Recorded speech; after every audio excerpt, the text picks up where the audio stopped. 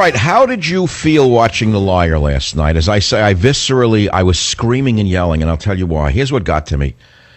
He was making it sound as though every Hispanic is a saint. Every one of them, of the millions, 30 million, he knows them personally. They all have a personal story. They're wonderful people. There's no drug dealers, no murderers, no rapists, no drunk drivers amongst them. They're all saints. Every one of them is a wonderful person. If only he thought that about the Americans who just voted 2 weeks ago. No. Every one of them is a saint. And that's what got me mad. Really mad. Let's go to the caller. Shelley on KSFO. What's your main point? Dr. Savage, good afternoon. I must preface by saying that I consider myself a Savagette. I'm a huge fan, but I've got to tell you, it's really difficult to listen to it just sounds like obvious hatred, and it sounds more like racism to me. All right, hold it, please. Don't come on with you're a fan and then throw the typical liberal Bob. Make your point and stop with the build-up already. No, listen. No, you listen. Give me the main point and stop with the smears. Okay, I'm sorry if you thought I was smearing you. I've never heard you mention anything about Canadian illegal immigration, Croatian illegal immigration, Polish illegal... Well, let me talk about Canadian immigration. Would you like to learn something, or do you know everything about Canada's immigration policy? Because I do. Everything. Do you? No. Or would you like to learn something about Canada's immigration policy? I have to listen to you, Doctor. Go ahead. Well, let me explain it to you. About 10 years ago, the country was being inundated with mainland Chinese flying in their 9th month of pregnancy because they had the insane policy of anchor babies there. And finally, a Canadian of Chinese descent said, this has to stop. The Chinese are going to overtake our country if we don't end this anchor baby nonsense, and they put an end to it. Now, there's a socialist nation that put an end to the anchor baby problem. Would you call them racist for doing it? Actually, Canada's not my problem, though. I mean... Boy, you just raised the question. I said, you accused me of racism. Would you call the Canadians racist for saying the Chinese were dumping babies on their shore through the anchor baby law so they put an end to it? You certainly wouldn't call them racist for doing that, would you, or would you? No, I would not, actually. Well, why not? They were targeting the Chinese particularly. Because they noticed a specific problem specific to one. Oh, well, that's the same in America. You're telling me that the predominant number of anchor babies are not from Mexico and Central America? But what is your concern, though? Because 100 years ago... Well, wait, now you're changing the argument. You just said it made sense in Canada because in Canada they were being inundated with women flying in their 9th month of pregnancy. How many are coming across the border just to make sure their baby is a citizen so that Obama can now say the parent, they shouldn't be separated from the child? That's exactly the same story, Shelley. How many are flying over the Atlantic to do the same thing? How many are flying over the Atlantic to do the same thing? I don't know. I'm sure it's not as... Well, it's a minuscule number. A minuscule number, and you know that, and I know that.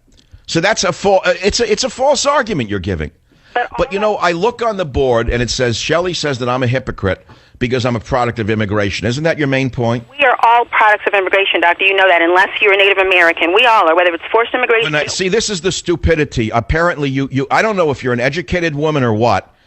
How do you compare the waves of immigrants who came here? Let's take the last huge wave, which was between 1890 and 1920, when a massive number of Europeans came here, including my grandfather who came here in 1913. There was no welfare then. There were no social benefits. So how do you make the comparison?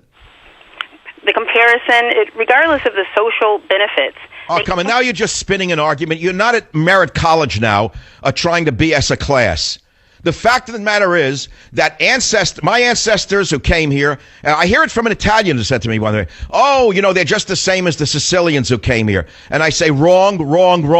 The Sicilians who came here worked their hearts out. If they had to live on a pear at night, they ate one pear. There was no government food, no government housing, no government welfare. They almost starved to death, and they worked their way out of poverty. Don't compare that to this wave of illegals from Mexico, Guatemala, El Salvador, Nicaragua, and everywhere else. They're coming here to suck us dry on the milk and honey of this land, built by we, the workers. I'm ashamed that you don't even know that.